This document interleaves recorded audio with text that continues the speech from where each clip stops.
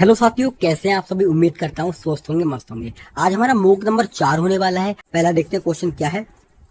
पहला क्वेश्चन है, हिंदी शब्दकोश में छ का क्रम किस वर्ण के बाद आता है। तो शा का क्रम किसके बाद आता है। इसको हम क्या बोलते हैं, आपको इसको हम कशा बोलते हैं। क्या कशा, कशा क्यों बोलते हैं, क्योंकि इसका जो निर्माण होता है का धन शा से होता है। किसका, का धन शा से इसका निर्माण होता है, इसलिए क्योंकि हम कशा बोलते हैं। तो इसका किसके बाद आएगा, आपको का के बाद इसका आता है। किसके, का के बाद आता है कशा। ठीक है, का के बाद आता है। तो इसका ऑप्शन सही कौन सा हो जाएगा, कशा हो जाएगा, कशा का। ठीक है। अच्छा, ज्या की बात करें, ये हिंदी शब्दकोश में किस शब्द के बाद आता है, किस वर्ण के बाद आता है। तो कहोगे ज्या किससे बनता है, आपको ज्या धन या से बनता है, ज्या धन या। तो जा के बाद आएगा, ये किसके बाद, जा के बाद। तिरा किससे बनता है, आप कहोगे ता धन रा, ता धन रा से बनता है। तो ये किसके बाद आएगा, ये ता के बाद आएगा। ओके, ठीक है, समझ गए। नेक्स्ट आते हैं, इनमें से किस भाषा की मुख्य बोली विष्णुपुरिया है। विष्णुपुरिया है, कौन सी हो जाएगी इसकी। तो आप कहोगे इसकी कौन सी जाएगी, उड़ीसा, बांग्ला, असमिया। तो आप कहोगे भैया इसमें जो होगी ना वो असमी होगी। कौन सी, असमी। असमी क्या है, ये असमी असम और मणिपुरी के क्षेत्रों में बोले जाने वाली एक मुख्य बोली है। ठीक है। अच्छा, उड़िया कहाँ की है, तो आप कहोगे भैया उड़ीसा की भाषा है। कहाँ की, उड़ीसा की है। ठीक है, उड़ीसा की हो जाएगी। अच्छा, बात करें बांग्ला कहाँ की, आप कहोगे पश्चिम बंगाल की हो जाएगी, पश्चिम बंगाल की हो जाएगी। अच्छा, गुजराती की बात करें, आपको गुजरात की हो जाएगी। कहाँ की, गुजरात की हो जाएगी। ठीक है, गुजरात की हो जाएगी। नेक्स्ट चलते हैं, एक हाथ से ताली नहीं बजती मुहावरे का अर्थ क्या है। इसका मुहावरे का अर्थ क्या होगा, तो हम जल्दी से बता देंगे। आपका कहेंगे इसका अर्थ होगा, काम करने के लिए दोनों हाथों की जरूरत होती है। नहीं भैया, अकेला आदमी झगड़ा नहीं करता, हर बात पर ताली नहीं मारती, ये भी नहीं होगा। झगड़े में दोनों पक्ष दोषी होते हैं, या अकेला आदमी अकेला दमी, यहाँ पर ये भी गलत है। ठीक है, ऑप्शन नंबर ए ठीक हो जाएगा इसका। नेक्स्ट चलते हैं, और मैं आप लोगों को बता दूं एग्जामपुर के भी टोटल 20 मॉक हैं जो मेरे पास बस जस्ट आने ही वाले हैं। इनको भी हम स्टार्ट करेंगे जल्दी से। ये यूपी पुलिस कांस्टेबल के लिए बहुत, ये भी बहुत अच्छे साबित होंगे आप लोगों के लिए, प्रैक्टिस के लिए। तो इनको भी हम करने वाले हैं। अगर चैनल पे नए हो तो सब्सक्राइब कर लीजिए। और बाकी हमारे RW वाले मॉक चल ही रहे हैं, किसके, RW वाले। ठीक है तो दोस्तों, चलते हैं नेक्स्ट क्वेश्चन की तरफ। निम्न में से कौन सा शब्द तद्भव है। तद्भव नहीं है, तद्भव नहीं है तो मतलब हिंदी का शब्द नहीं है। इनमें से कौन सा, कौन सा हिंदी का नहीं है। जब हिंदी का नहीं है तो कौन सा पूछा है, तत्सम पूछा है। तत्सम पूछा, तत्सम कौन सा होता है, आप कहोगे संस्कृत के शब्द। संस्कृत के शब्द की पहचान क्या होती है, इनमें कुछ शब्द में जैसे नीचे री आएगी, ठीक है, ऊपर रेफ रा आएगा। ठीक है, रा का रेफ रूप आएगा। तो कौन सा हो जाएगा इसमें, आप कहोगे कार्य क्या है, संस्कृत का शब्द है। अच्छा, हम यहीं पर कटौती की बात करें, किसकी, कसौटी। कसौटी किसका हो जाएगा, कसौटी तो भैया हिंदी का शब्द है। अच्छा, इसका संस्कृत क्या होगा, तो आपको इसका हो जाएगा कष्टपटिका, कष्टपटिका हो जाएगा। अच्छा, काठ का हम बात करें, काठ का तत्सम क्या होगा, मतलब काठ का संस्कृत शब्द क्या होगा, आप कहोगे इसको हो जाएगा काश। ठीक है, कहानी का क्या होगा, आप कहोगे कथानक। क्या, कथानक संस्कृत का शब्द हो जाएगा। नेक्स्ट चलते हैं, किस शब्द में उपसर्ग नहीं है। उपसर्ग नहीं है, जानते हो उपसर्ग क्या होता है, जैसे मैं लिख दूं प्रतिदिन। तो प्रतिदिन में जो प्रति है ना, ये उपसर्ग होता है। इसने पूछा कौन, तो बात करें किसमें, विरासत। विरासत एक मूल शब्द है। ठीक है, विरासत क्या हो जाएगा, एक मूल शब्द हो जाएगा। नेक्स्ट चलते हैं, निम्नलिखित में से कौन सा शब्द खर का पर्यायवाची शब्द है। अच्छा, खर का पर्यायवाची लोग क्या सोचते हैं, मूर्ख, पर ये मूर्ख नहीं होता है खर का पर्यायवाची। ठीक है, खर का पर्यायवाची मूर्ख नहीं होता है, इसको होता है गधा। खर का पर्यायवाची क्या होता है, आपको वही, इसका पर्यायवाची गधा होता है। ठीक है। अच्छा, रावण की बात करें तो रावण का क्या होता है, रावण का पर्यायवाची आप क्या करोगे, तो आप कह दोगे इसका होता है दशानन। क्या, दशानन। और लंकेश, लंकेशी इसके पर्यायवाची हो जाएंगे। इनमें से कौन सा शब्द समास का विपरीतार्थक। अच्छा, विपरीतार्थक का मतलब समझते आप कहोगे विलोम शब्द। कौन सा, विलोम शब्द। कौन सा हो जाएगा, आप कहोगे व्यास, किसका हो जाएगा, समास का हो जाएगा। नेक्स्ट शब्द है, इनमें से कौन सा शब्द मूल का अनेकार्थी शब्द है। मूल का अनेकार्थी शब्द क्या होगा, भूमि होगा, पत्थर होगा, जड़ होगा, या क्या होगा, जोड़ होगा। तो आप क्या कहोगे भैया इसमें जड़ हो जाएगा। क्या हो जाएगा, जड़ हो जाएगा। अच्छा, यहीं पर हम बात करें भूमि, भूमि क्या हो जाएगा, भूमि धरा, भूमि धराव कहते हैं। पत्थर को क्या कहते हैं, आप कहोगे पत्थर को पाषाण भी कह देते हैं, पाषाण। ठीक है, नेक्स्ट। और क्या बात करें, जड़, जोड़, जोड़ किसको कहते हैं, योग को कहते हैं। ठीक है, तो ये क्या है, ये मूल नहीं है, ये जो है मूल शब्द नहीं है, जड़ मूल। पर में किस वाक्यांश के लिए उपयुक्त शब्द है। तो इसका अर्थ क्या हो जाएगा, आपको भी जिसका मतलब प्रमाण द्वारा इसको सिद्ध ना किया जा सके, या इसको मतलब सिद्ध ना किया जा सके। तो कौन सा होगा, आपको भैया जो प्रमाण सिद्ध ना किया जा सके, प्रमाण सिद्ध ना हो सके। ऑप्शन नंबर ए, कमल, मोती, पानी में उत्पन्न होने वाले, पानी में उत्पन्न होने वाले ये किस शब्द के अनेकार्थी है? तो आप कहोगे जलज के। जलज के कैसे हो जाएंगे आप, मैं बताता हूँ आपको। जल का हम संधि विच्छेद करेंगे तो क्या कहेंगे? जल धन जा। क्या हो जाएगा इसका? तो इसका अर्थ होता है जल में जन्म लेने वाले। जन्म में कलम भी, सॉरी कमल भी जल में जन्म लेता है, मोती भी लेता है। ठीक है, नेक्स्ट चलते हैं। शिक्षा संज्ञा का कौन सा प्रकार है? कौन सा हो जाएगा? क्या शिक्षा एक जातिवाचक है, समूहवाचक? आप कहोगे समूहवाचक नहीं होगी, भाववाचक नहीं होगी, व्यक्तिवाचक है? नहीं, शिक्षा की जैसी और शिक्षाएं। आप कहोगे हाँ भैया। तो कौन सा हो जाएगा? ऑप्शन नंबर बी बिल्कुल ठीक इसमें हो जाएगा। अच्छा, यहाँ पर मैं आपसे और बात करूं, किसकी बात करूं कि समूहवाचक में क्या आता है? कहोगे इसमें आ जाएगा सेना आ जाएगा। क्या? सेना आ जाएगा, कक्षा आ जाएगा, ठीक है, दल आ जाएगा। ठीक है, व्यक्तिवाचक आप जानते हैं, व्यक्तिवाचक आप किसी जगह का नाम भारत ले सकते हैं। ठीक है, दिल्ली कह सकते हैं, दिल्ली कह सकते हैं, मेरा नाम ले सकते हैं, क्या? प्रिंस। ये क्या सब क्या होगा? मेरा नाम है इसलिए। ठीक है, ये क्या होगा? आप कहोगे ये व्यक्तिवाचक होगा। भाववाचक क्या होता है? दुख, सुख, मिठास, खटास, बुढ़ापा, ये सब भाववाचक होते हैं। नेक्स्ट, राम किताब पढ़ता है, इस वाक्य में वाच्य का कौन सा प्रकार है? अच्छा, राम जो करता है, क्रिया क्या है? पढ़ता। तो राम कर्ता का जो प्रभाव है वो क्रिया पढ़ता है। अगर यहाँ पर मैं लिख दूं सीता किताब तो हो जाएगा पढ़ती है। तो मतलब जो क्रिया है वो कर्ता के हिसाब से बदल रही है। तो यहाँ पर कौन सा होगा? आपको कृतवाच्य हो जाएगा। कौन सा होगा? आप शीशे लगा दो भैया, कृतवाच्य हो जाएगा। नेक्स्ट, अरे गुलाबो झाड़ू ठीक से लगा में कौन सा कारक है? तो यहाँ पर क्या है? यहाँ पर हम एक चीज समझते हैं कि जब किसी को पुकारा जा रहा हो, ठीक है, पुकारा जा रहा हो या मतलब वहां पर संबोधन किया जा रहा हो, संबोधन किया जाए तो वहां पे क्या होगा? संबोधन कारक होता है। ठीक है, नेक्स्ट चलते हैं। अर्थात पुकारने का भाव हो तो वहां पर संबोधन कारक होता है। अच्छा, कर्म कारक के बारे में जानते हैं आप? कर्म कारक तो कर्म में क्या आता है? आपका को। ठीक है, कर्ता ने कर्म को संप्रदान के, क्या हो जाएगा? संप्रदान के लिए, संप्रदान को के लिए, के लिए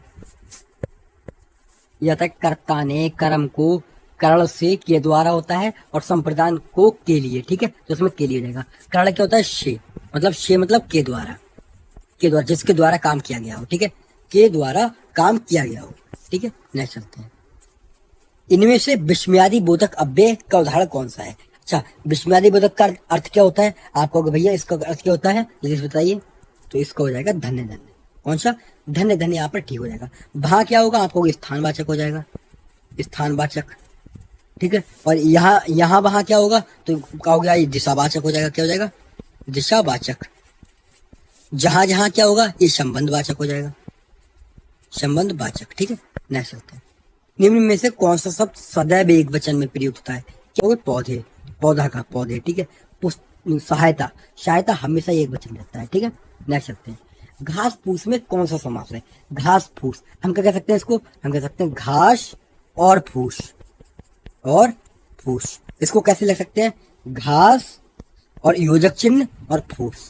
शब्द कौन सा होता है? आप कहोगे द्वंद्व समास होता है। कौन सा होता है? आप कहोगे भैया यहाँ पर द्वंद्व समास हो जाएगा।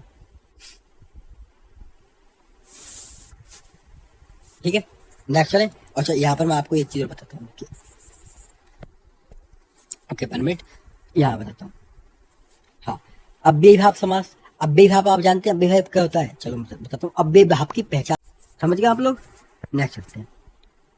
विरोधाभास अलंकार निम्न में से किस अलंकार की श्रेणी में आता है? किस अलंकार की श्रेणी में आता है विरोधाभास अलंकार? तो क्या कहोगे?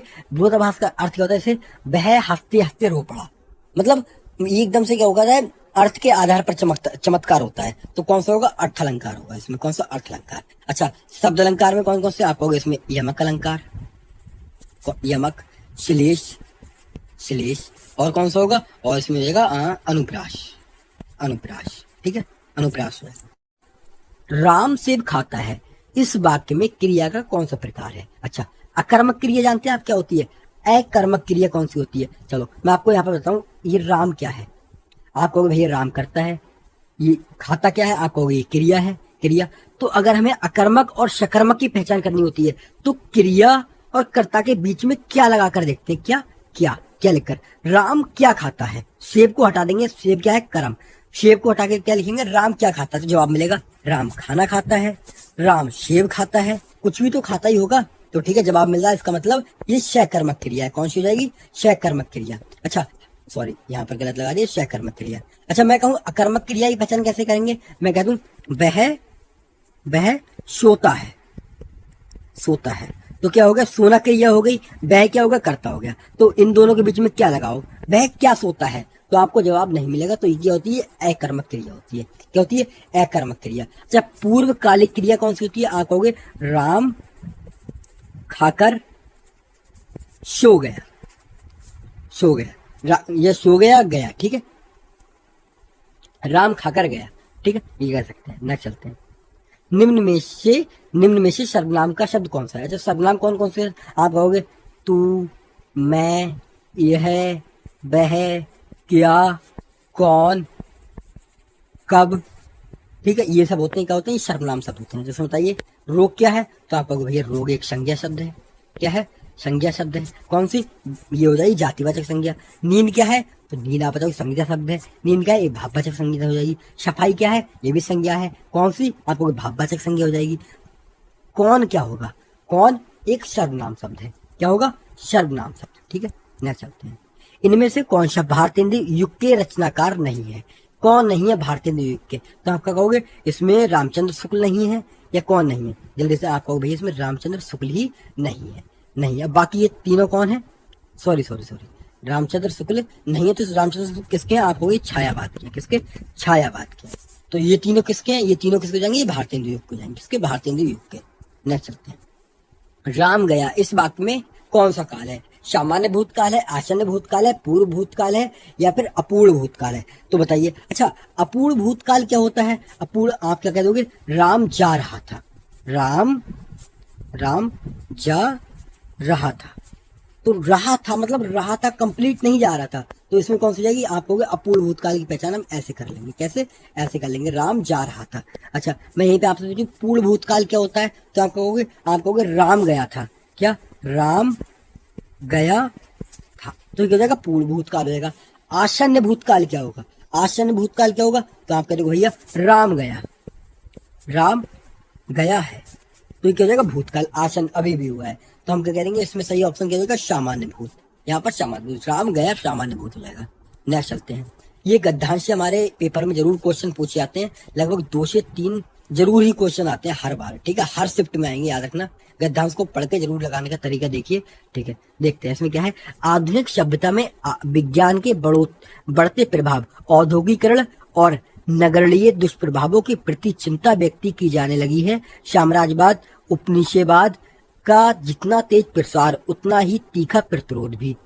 19वीं सदी में शक्तिशाली राष्ट्र ने कमजोर राष्ट्रों को जितना क्रूरता से गुलाम बनाया, 20वीं सदी में कमजोर राष्ट्रों ने शक्ति अर्जित कर उतनी ही मजबूती से स्वतंत्रता के संघर्ष किए और सफल भी हुए। द्वितीय विश्व युद्ध के उपरांत संयुक्त राष्ट्र संघ की स्थापना के बाद 20वीं सदी के मध्य, कौन सी 20वीं सदी के मध्य, ठीक है, याद रखना, वैश्विक पटल पर राजनीतिक साम्राज्यवाद का खात्मा हुआ और अधिकांश स्वतंत्र राष्ट्रों का अभ्युदय हुआ। शीत दशकों में दुनिया विकास के नए रास्तों को खोजने लगी। 20वीं सदी के अंतिम दशक तक आते आते 20वीं सदी के कौन से अंतिम दशक तक आते आते ऐसे अनेक क्रांतिकारी चीजें हुई जिससे मानव सभ्यता को एक नए दौर में पहुंचा दिया। ठीक है, गुलाम राष्ट्रों के संघर्ष का केंद्रीय लक्ष्य था, क्या था केंद्रीय लक्ष्य, गुलाम राष्ट्रों के संघर्ष का, तो इसमें क्या कह दोगे आप कहोगे इसका था स्वतंत्रता। ठीक है, नेक्स्ट चलते हैं। अभ्युदय का अर्थ क्या था, इसका अर्थ क्या था वृद्धि, इसका अर्थ क्या था वृद्धि था, इसका अर्थ क्या था वृद्धि, सही से लगा दोगे। नेक्स्ट चलते हैं। वैश्विक स्तर पर राजनीतिक साम्राज्यवाद की समाप्ति कब हुई थी, मैंने आपको बताया था कब हुई थी, ये हुई थी 20वीं सदी के मध्य में, तो आप कहोगे हाँ भैया हमने यही पढ़ा था 20वीं सदी के मध्य में हुई थी। नेक्स्ट चलते हैं। प्रसार का विलोम क्या होगा, अच्छा प्रसार का अर्थ क्या होता है, आप कहोगे प्रसार का अर्थ होता है फैलना, क्या होता है फैलना, तो हमको क्या देखना होगा सिकुड़ना, सिकुड़ना किसका होता है, सिकुड़ना किसका मतलब किसका अर्थ होता है सिकुड़ना, तो आप क्या कहोगे सिकुड़ना किसका होता है, तो भैया लगा दोगे आप सिमटना, संकुचन का होता है सिमटना। अच्छा और हम बात करें ये अभिसार, इसका विलोम क्या होता है, आप कहोगे इसका होता है मिलना, मिलना। अच्छा विस्तार की बात करें तो क्या होगा, ये इसका किसका प्रसार का पर्यायवाची शब्द है, प्रसार का पर्यायवाची शब्द है। निसार का क्या होगा विलोम, आप कहोगे व्यर्थ। नेक्स्ट चलते हैं। गद्यांश के संदर्भ में कौन सा कथन सही नहीं है, द्वितीय विश्व युद्ध के बाद संयुक्त राष्ट्र संघ की स्थापना हुई। उपनिषेधवाद का सर्वत्र समर्थन हुआ। 20वीं सदी के अंतिम दशक में क्रांतिकारी परिवर्तन हुए। विज्ञान के दुष्प्रभाव से चिंता व्यक्त हुई। कौन सा? ऑप्शन नंबर 20 में जो है वो गलत आंसर है। ठीक है, ऑप्शन नंबर बी। नेक्स्ट चलें, क्वेश्चन नंबर 27 को देखते हैं। इनमें से शुद्ध वाक्य कौन सा है? तो विध्वंसपति ऑप्शन नंबर 8 ठीक हो जाएगा। नेक्स्ट, इनमें से हार की जीत कहानी के कहानीकार कौन है? हार की जीत, ठीक है, इजी नाम है, याद रख सकते हैं। और कौन है? सुदर्शन। कौन हो जाएंगे? सुदर्शन। नेक्स्ट देखते हैं, निम्नलिखित में से कौन सा उपसर्ग उर्दू का नहीं है? उपसर्ग जो है उर्दू का नहीं है। उपसर्ग में तरल का विलोम शब्द क्या होगा? तरल क्या होता है? दूध, पानी, ये सब किस में आता है? तेल तरल में आता है। इसका क्या हो जाएगा? ठोस हो जाएगा। क्या हो जाएगा? ठोस। अच्छा, सरल का क्या होगा? विलोम। तो आप क्या बता दोगे? सरल का हो जाएगा कठिन। क्या हो जाएगा? कठिन हो जाएगा। सिंपल, कठिन हो जाएगा। ठीक है, और तीक्ष्ण का क्या होगा? तीक्ष्ण का बता सकते हैं आप कहोगे हाँ, मतलब ये क्या है? ये तो तीक्ष्ण कुछ देखा लग रहा है। अच्छा, ये मंद का विलोम है। ओके, तीक्ष्ण मंद का विलोम होता है। मंद का, ओके। मुझे लगा कि तरल के आसपास है इनके किसी। जटिल का क्या होता है? आपको जटिल मतलब सरल। ठीक है, सरल। जटिल को आप कठिन भी तो कह सकते हो। जटिल मतलब सरल, कठिन सॉरी। हिंदी साहित्य का आदिकाल के लेखक कौन है? आदिकाल के लेखक कौन है? आदिकाल क्या है? एक पुस्तक है ये आदिकाल। ठीक है, पुस्तक को याद रखना, पुस्तक नाम से, कुछ और मत समझना, काल मत समझना इसको। इसके कौन है? आप कहोगे हजारी प्रसाद त्रिवेदी क्या है? इसके आदिकाल पुस्तक के लेखक हैं।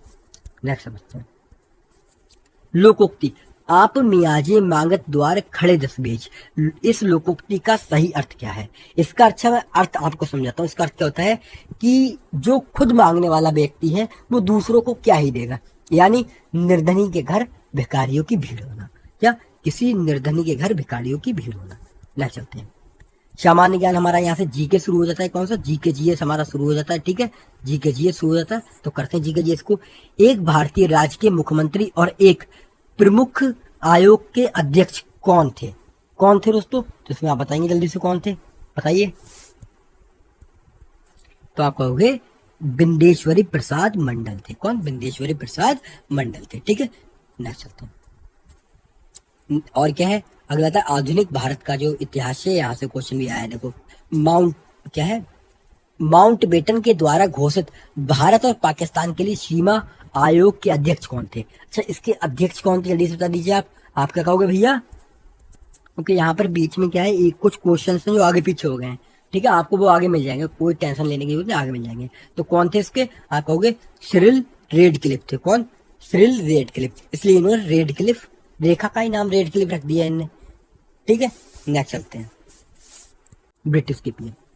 भारतीय राज्यसभा से क्वेश्चन आया है, लोकसभा में निर्वाचित सदस्यों की कुल संख्या कितनी है? 39 का है। ठीक है, 39 का।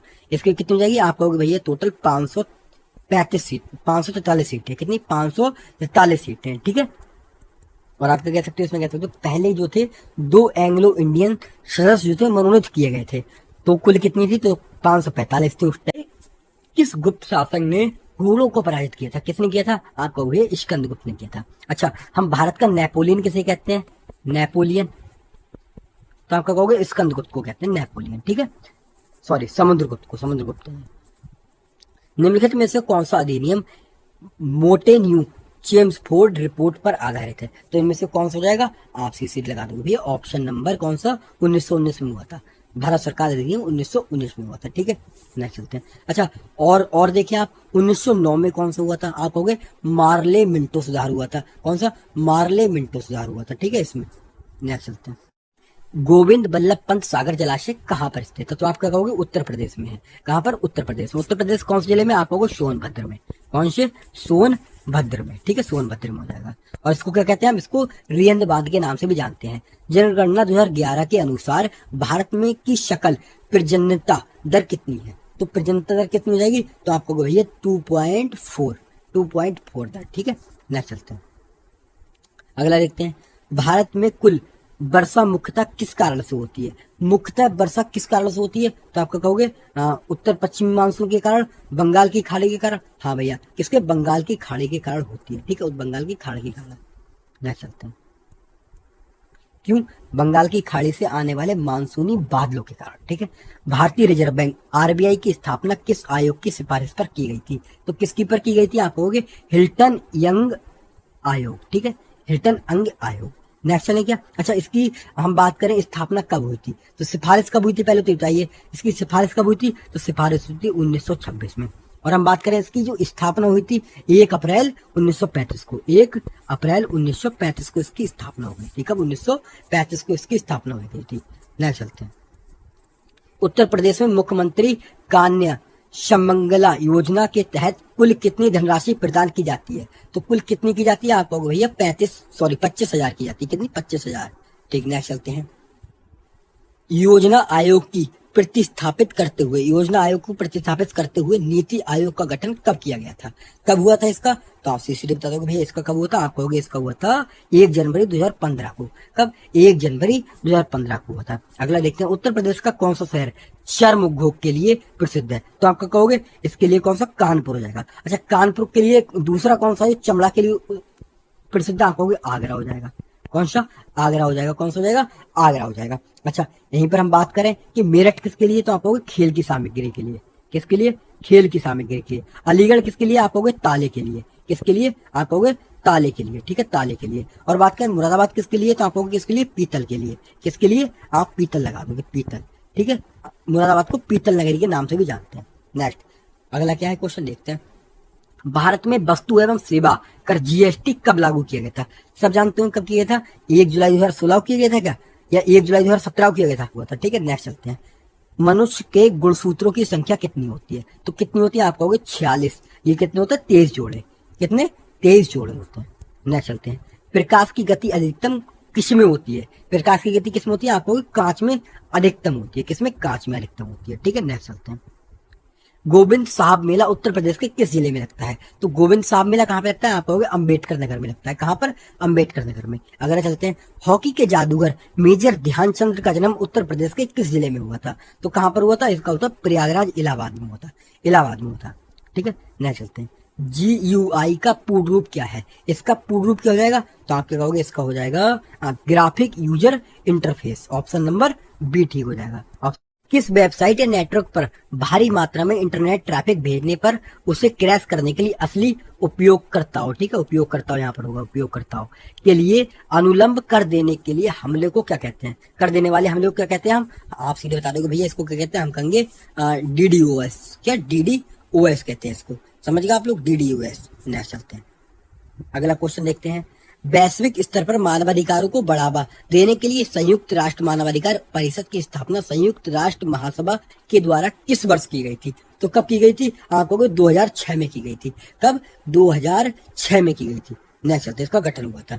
अगला, भारत में आतंकवाद विरोधी और अपहरण रोधी अभियानों को अंजाम देने के लिए विशेष बल राष्ट्रीय DNSG को आमतौर पर क्या कहा जाता है? तो इसको क्या कहते हैं?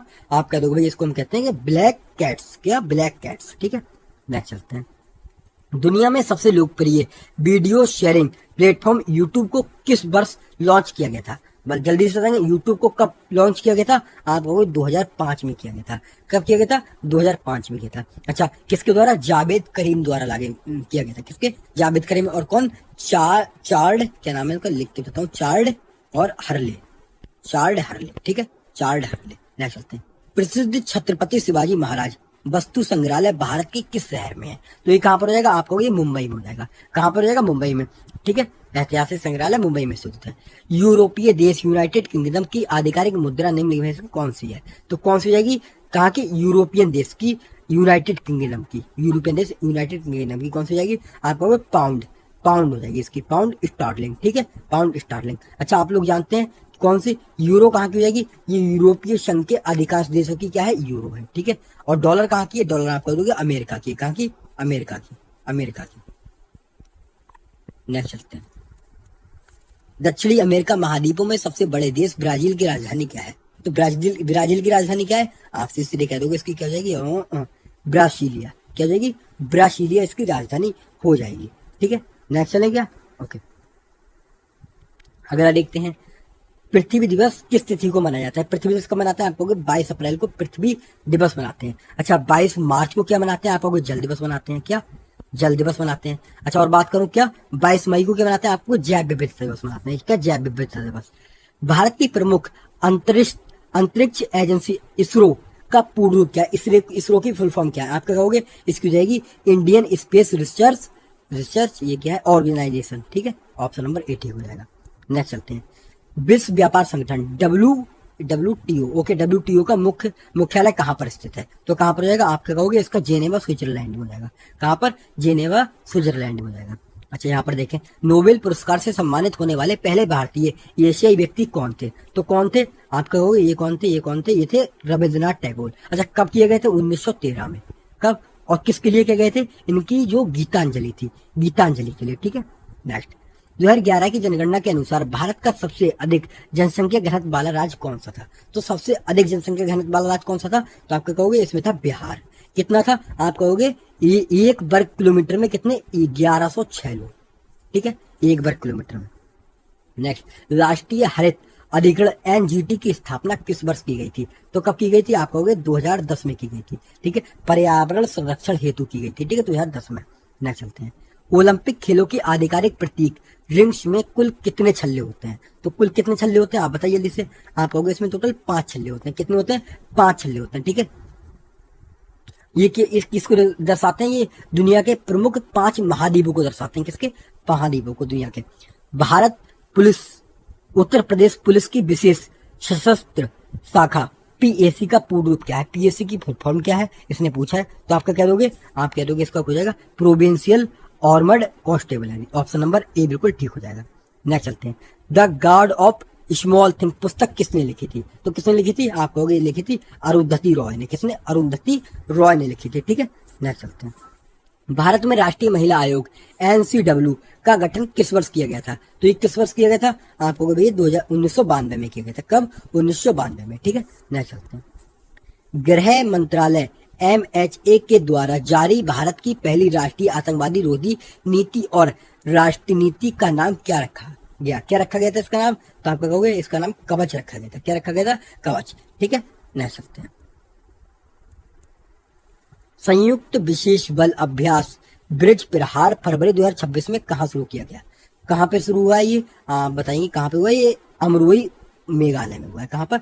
अमरोई मेघालय में हुआ है। ठीक है, नेक्स्ट चलेंगे।